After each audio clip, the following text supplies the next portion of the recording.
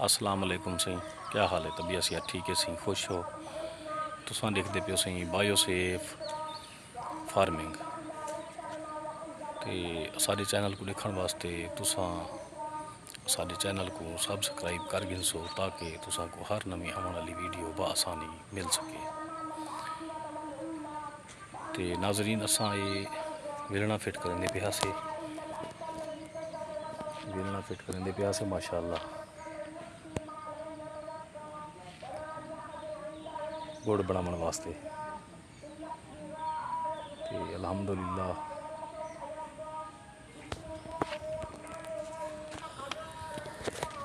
ये सी वेलने का व्यू है माशाअल्लाह। ये तुस को वेलना दिखेंदे पैसे ये अपना वेलना है गुड़ बनाने वास्ते फिटिंग करेंदे पैसे माशाअल्लाह।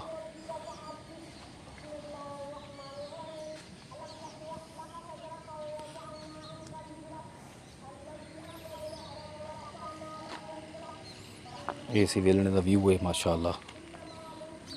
और ये मोटर है इलैक्ट्रिकल मोटर जेडी कि असां सोलर प्लेटें ते चलेंदे से। ये वेलना सोलर ते तैयार करेंदे पैसे माशाअल्लाह।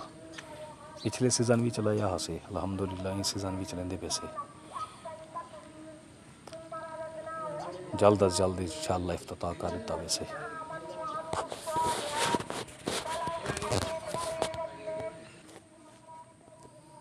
ये बनेंदे प्यूं चूल्हा माशाअल्लाह बनेंदे प्यूं सी खड्डा मरेंदे प्यूं। ये चूल्हा बन वैसे सही चूल्हा बन वैसे केरी कढ़ण जा थी वैसे सही।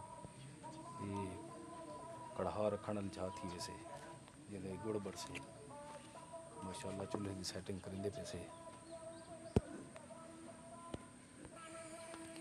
तुसां तमाम दोस्त दुआ करे सो अल्लाह ताला सारे कारोबार को बरकत पावे, रिज़्क़ हलाल नसीब फरमावे।